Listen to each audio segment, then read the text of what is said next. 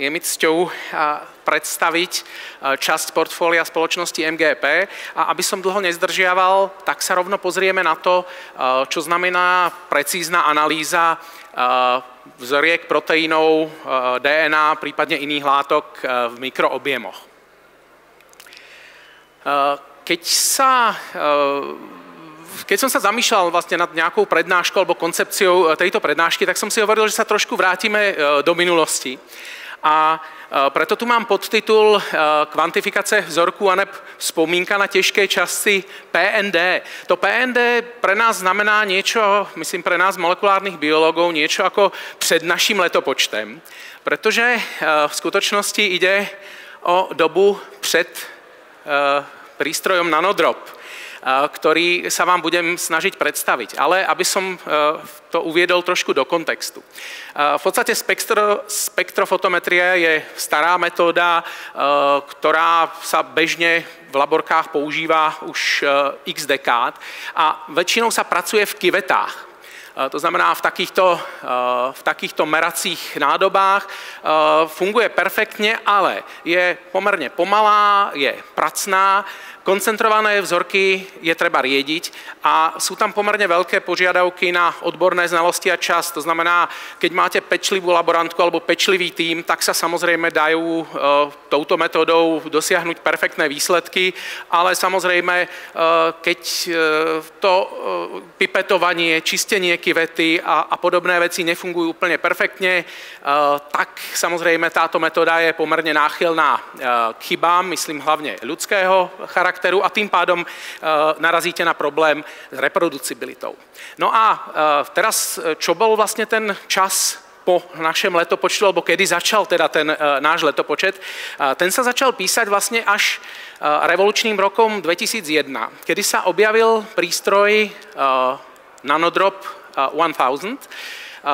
To bola vlastne takáto šedá krabička, možno mnohí z vás ešte túto krabičku i v laborke máte a s úspechom používate. Sám za seba môžem povedať, že ho úspešne používame dlhé roky. A vlastne prečo išlo o revolúciu? Pretože tento spektráčik umožňoval kvantifikáciu jedného až 2 mikrolitrov vzorky. 1 mikroliter to je 1 miliontina litra, to znamená skutočne malá kvapka. Zase, aby som to dal do nejakých ľudských merítok, nejaká bežná dažďová kvapka má nejakých, povedzme, 50 mikrolitrov alebo podobne. No a táto metóda je presná, rýchla a veľmi jednoduchá, ako o chvíľu uvidíte. No a navyše doba pokročila, takže máme k dispozícii vlastne i modernejšie verzie prístroja Nanodrop a toto je v podstate akási vlajková loď portfólia spektrofotometrov spoločnosti Thermo Scientific. A spoločnosť MGP je teda distribútorom práve tejto časti portfólia a týchto prístrojov. Takže by som vám momentálne rád ukázal, ako jednoducho sa s tými prístrojmi pracuje, v prípade, že ste sa s nimi nestretli a prípadne si ukážeme možno i niečo, čo by mohlo zaujímať i prípadných skúsenejších užívateľov. Takže ako som hovoril, to meranie je veľmi jednoduché. V podstate vzorku umiestnite na takýto podstavec, takúto mikrokvapku umiestnite do tejto oblasti, zavriete rameno prístroja a môžete merať. Ako to meranie vlastne vyzerá? To meranie prebieha vlastne na malinkatej plôžke, ktorá je vyleštená a uprostred má vlastne vyústenie nejakého optického vlákna. Takže sem sa nanestie tá malinkatá kvapka. V ďalšom kroku, keď zavriete rameno, tak vlastne vznikne takýto stĺpec kvapaliny, v podstate kapilárnymi silami a následne si ten prístroj, tie dnešné moderné verzie, už sám nastaví optickú dráhu, to znamená zmenší si tú štrbinu automaticky tak, aby mohlo prebiehať meranie. A to je v podstate všetko.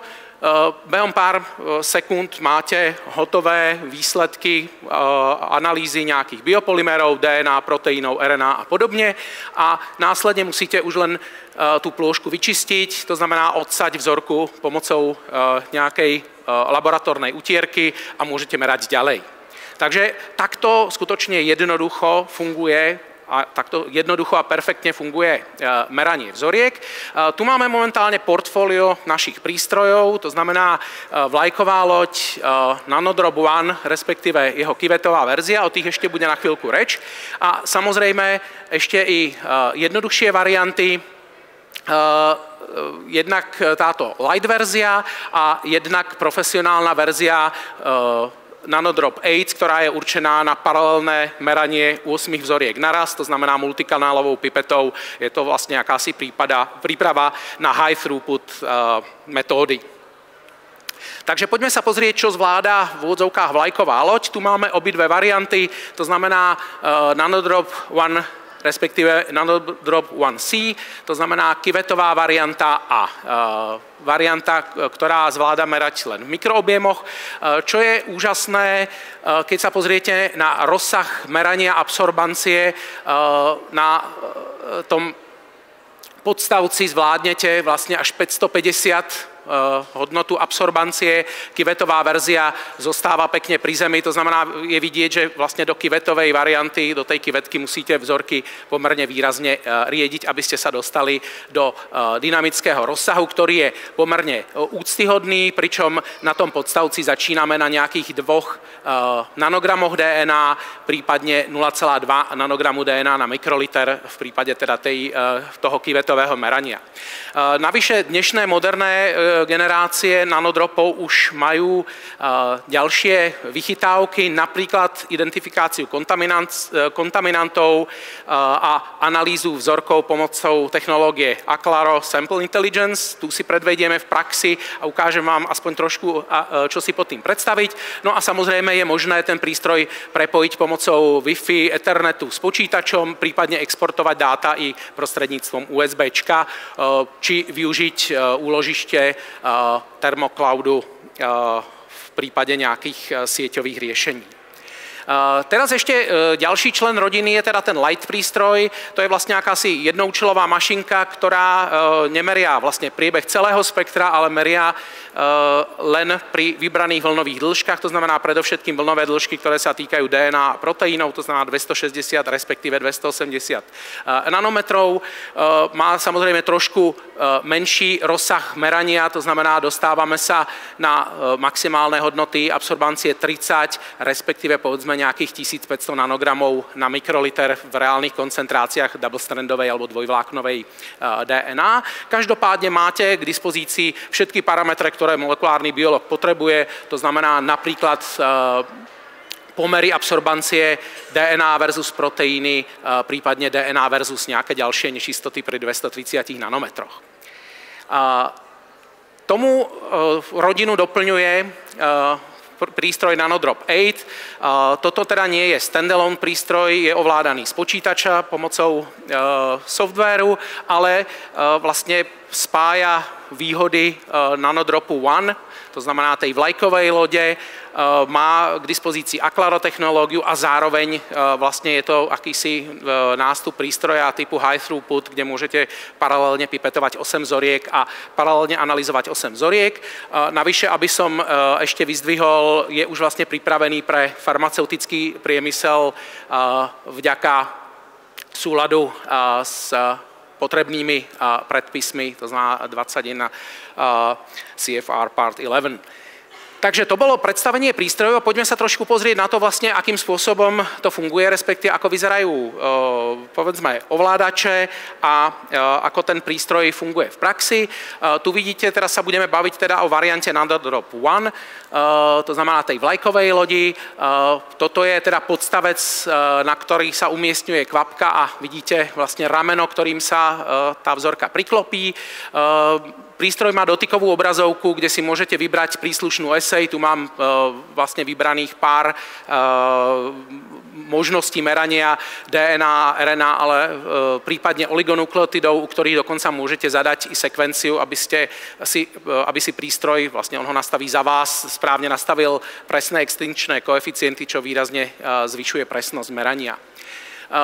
Čo všetko sa dá pomocou takéhoto prístroja merať? Tu vidíte príklady rôznych meraní pri rôznych vlnových dĺžkách, to znamená, môžeme merať peptidovú väzbu pri 205 nanometroch, môžeme samozrejme merať i purifikované proteíny, to sa týka predovšetkým vlnovej dĺžky 280 nanometrov, kde absorbujú aromatické aminokyseliny, no a samozrejme DNA pri 260 nanometroch, ale samozrejme, pokiaľ by sme využívali nejaké kolorimetrické eseje, tak je možné samozrejme merať proteíny i pomocou klasických kolorimetrických reakcií typu Bradford, Lowryho protokol alebo podobne. No a samozrejme i optická denzita, to znamená odhadovať množstvo buniek pri nejakých 600 nanometroch.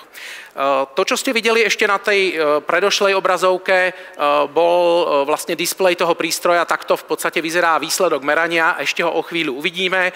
Čo som zabudol spomenúť, že samozrejme veľmi často sa tieto prístroje používajú vlastne ako v úvodzovkách predskokani nejakých ďalších downstream protokolov, či už sekvenačných reakcií, PCR, qPCR, prípadne v prípade merania proteínov vlastne si môžete nastaviť množstva proteínov na Western blot a podobne a v neposlednom rade predovšetkým pri kyvetovom meraní je šikovná možnosť merania enzymovej kinetiky, prípadne hustoty kultúr, ktorá sa dá samozrejme merať i v mikroobjemoch. Takto vyzerá vlastne tá kyvetová varianta, to znamená pod vlastne ramenom je otvor, do ktorého sa zasúva kyveta. V rámci merania môžete vlastne prepínať v rámci jedného merania medzi kyvetou a mikroobjemovým meraním. Jediná vec je, že vždy musíte použiť nový blank, ale vlastne celé meranie prebieha v jednom kroku a všetky vzorky sa vám ukladajú do toho istého merania. Čo je ešte šikovná vecička z hľadiska praktického použitia, môžete si nastaviť automatické meranie vzoriek, čo je veľká výhoda, pretože tým pádom v laborke nemusíte vlastne od začiatku merania už na ten prístroj siahnuť. Vlastne vždy stačí odklopiť rameno, napipetovať novú vzorku, ako náhle zaklopíte rameno, prístroj sám meria a automaticky vám zvyšuje nejaké číslo vzorky, takže sa vlastne nemusíte v podstate o nič starať. Samozrejme dá sa prepnúť i do manuálneho režimu v prípade, že by každá vzorka bola s prepáčením každý pesí náves. Takže toto je, povedzme, šikovná praktická vychytávka. Ešte to užívateľské rozhranie skutočne zvládnete behom 5 minút. To znamená, okamžite po meraní na obrazovke vidíte krásne píky, alebo teda hory s vyjadrením absorbancie pri príslušných vlnových dĺžkach. V tomto roletkovom menu potom jednotlivé vzorky a vypočítané koncentrácie a keď tieto obrazovky odskrolujete ešte nabok, to znamená tu dolu je ešte ovládacie menu obdobné ako na telefónoch alebo dotykových tabletoch. Keď si to odskrolujete nabok, tak tam sú ešte tabuľky s podrobnými hodnotami, napríklad pomerov absorbancií pri príslušných vlnových dĺžkach a podobne. No a teraz pár slov ešte k tej technológii Aclaro, ktorú som spomínal. To znamená technológii, ktorá pomáha užívateľom vlastne zjednodušiť proces merania a odstraňuje nejaké chyby. V blízkosti tých meracích plôšok je vlastne kamera, ktorá pomocou obrazovej analýzy sníma ten vodný stĺpec a je schopný vám vlastne prístroj povedať, áno, pozor, máte tam napríklad bubliny vo vzorkách, to je typický problém v prípade, že používate SDS alebo nejaké detergenty pre meranie proteínov. Samozrejme, častokrát sa stane, že človek tú vzorku môže napipetovať nejakým mizerným spôsobom, ide o skutočne malinkaté objemy, že o 1 mikroliter, keď ju nanesiete tú kvapku trošku vedľa, nemusí sa spojiť ten stĺpec a neprebehlo by meranie, na to vás prístroj automaticky upozorní, takže tieto chyby eliminuje, ale čo je ďaleko zaujímavejšie z hľadiska tejto technológie pomocou matematického modelovania a databázy vzoriek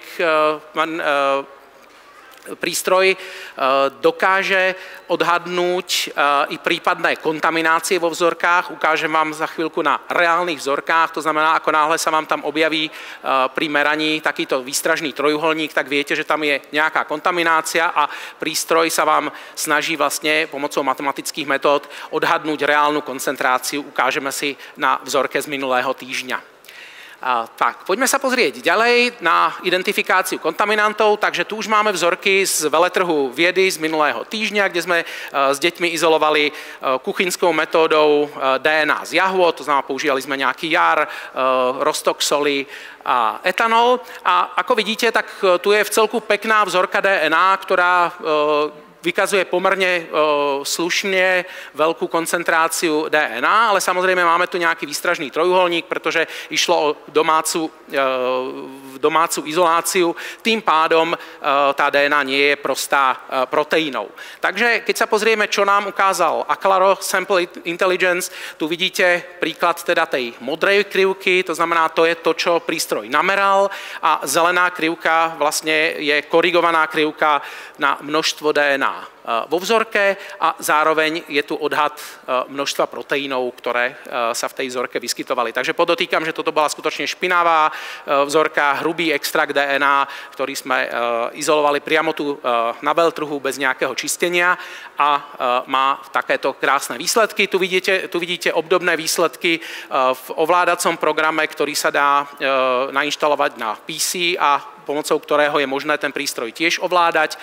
Tu máme príklad čistej DNA a všimnite si jahodová DNA, keď skočím trošku späť, ak sa mi to podarí, nepodarí, ešte kúsok, jo? To znamená čistá DNA versus jahodová DNA. Vidíte, že ten pík je trošičku posunutý smerom k 280 nanometrom, to znamená, je tam nejaké množstvo proteínov a prístroj vás na to upozorní, dokonca vlastne vytiahne z databázy informáciu o tom, na čo si máte dať pozor, prípadne čo by mohlo byť príčinou takéhoto stavu a samozrejme zase vyjadrenie kriviek, ktoré sme videli pred chvíľou v trošku inom podaní, to znamená originálna vzorka, korigovaná koncentrácia DNA a množstvo proteínov.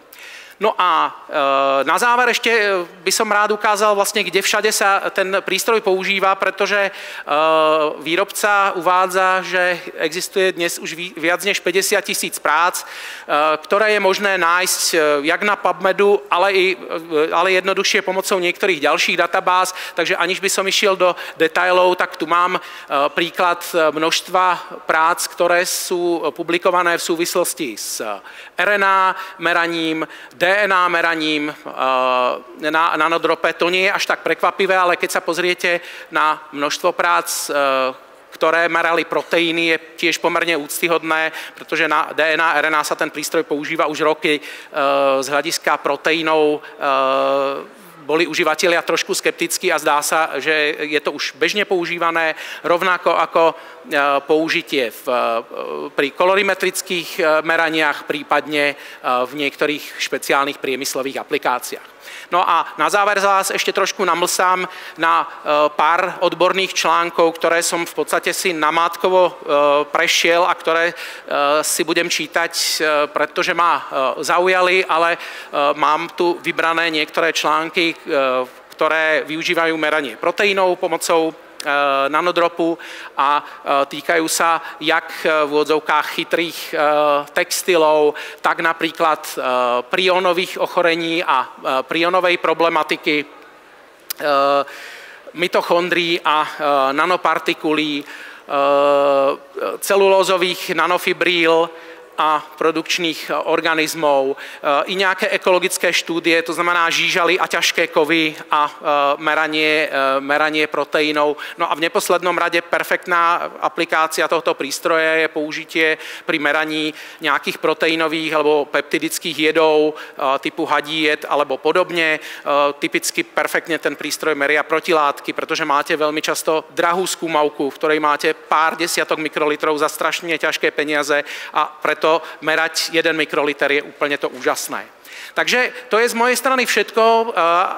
Radi vás uvidíme na stánku spoločnosti MGP, kde prístroje si môžete prezrieť, prípadne skúsiť meranie na vlastnej koži a uvidíte ich ďalšie zaujímavé prístroje, ktoré sa týkajú nejakých výukových úloh z molekulárnej biológie. Takže happy measuring a radi vás uvidíme na stánku spoločnosti MGP.